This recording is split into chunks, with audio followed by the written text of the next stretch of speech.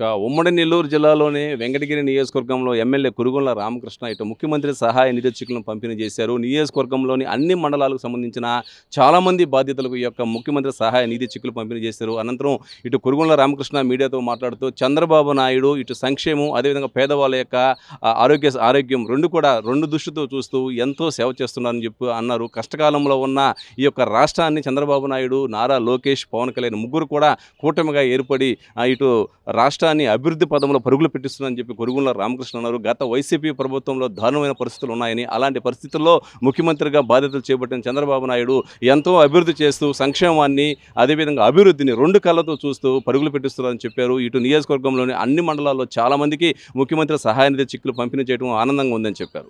ఏ విధంగా పరిపాలించారో ప్రతి ఒక్కటి కల్తీ, మద్యం కల్తీ, జే బ్రాండ్.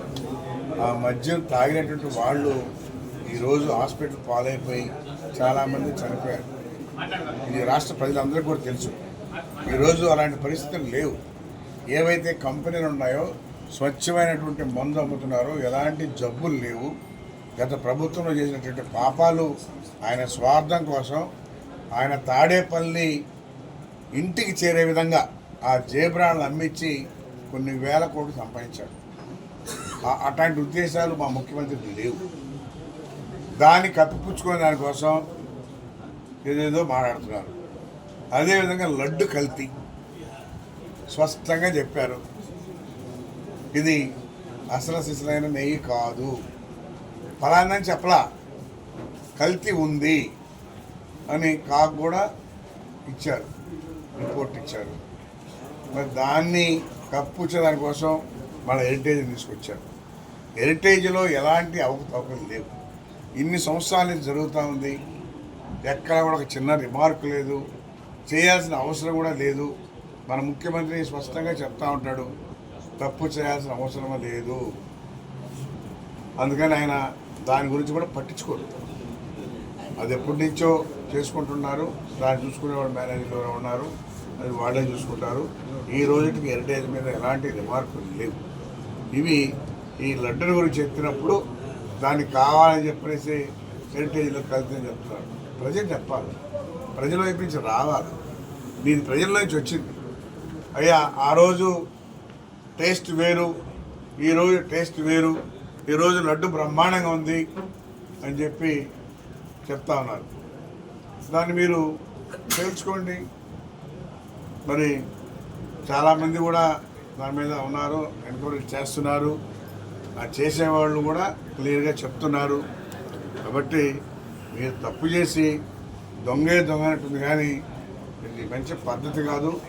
జగన్మోహన్ రెడ్డి పరిపాలనలో ఏ విధంగా రాష్ట్రం ఉండింది, ఈరోజు రాష్ట్ర ప్రజలు ఏ విధంగా ఉన్నారు, ఈ విధంగా ఈరోజు పేదవాళ్ళకి ఆరోగ్యం బాగాలేకపోతే ఎక్కడెక్కడో హాస్పిటల్లో చూపించుకొని అప్పులు పాలైతే ఈరోజు మన ముఖ్యమంత్రి ప్రతి ఒక్క పేదవాడికి ముఖ్యమంత్రి నిధి నుంచి మరి లక్షలుగా ఇస్తూ ఉన్నాం.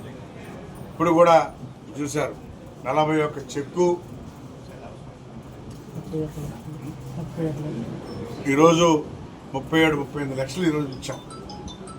మళ్ళీ 10 రోజుల తర్వాత కూడా ఇవ్వబోతున్నాం. ఈ విధంగా పేదవాళ్ళని దృష్టిలో పెట్టుకొని ప్రతి నియోజకవర్గానికి ఆయన నిధి నుంచి సహాయం చేస్తున్నారంటే, గతంలో జగన్మోహన్ రెడ్డి ఏ గ్రామంలో ఎంత ఇచ్చాడు, ఏ ఎమ్మెల్యేకి ఇచ్చాడు ఒకసారి చెప్పాలి. ఒక వేదిక మీదకి వస్తే మాట్లాడతాం. వాళ్ళు ఏదో మీడియాలతో మాట్లాడి దానుకోవడం కాదు, ఏదో పిచ్చి పిచ్చిగా మాట్లాడేసేసి జగన్మోహన్ రెడ్డిని కవర్ చేయాలంటే అది ప్రజలకు కూడా తెలుసు. ఏ విధంగా అన్నింటిలో కల్తీ జరిగింది, ఏ విధంగా అవకతవకలు జరిగాయి.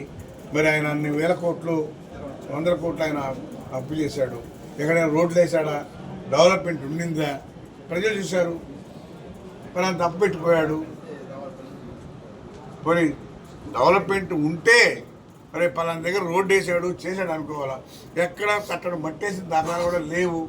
ఈరోజు ఎక్కడ చూసినా అంత గుంతల మయమైపోయినాయి. ఈరోజు గూడూరు నుంచి వస్తే వెంకటగిరి వచ్చేదానికి కూడా ప్రజలు రాలేక వేరే రూట్లంతా వస్తూ ఉన్నారు. వస్తే ఆ బండి చేరుతుందా అని కూడా లేదు, అంతంత గుంటలు ఉన్నాయి.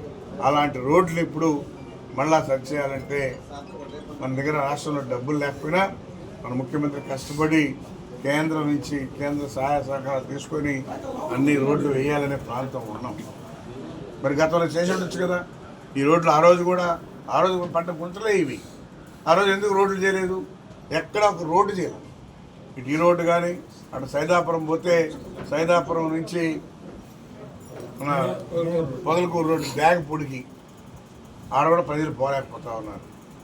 ఇవన్నీ కూడా ఈరోజు ఇంత కష్టకాలంలో ముఖ్యమంత్రి నిధులు ఇచ్చి చేయించే కార్యక్రమంలో ఉన్నారు. ఎందుకైనా అనుభవం కావాలి.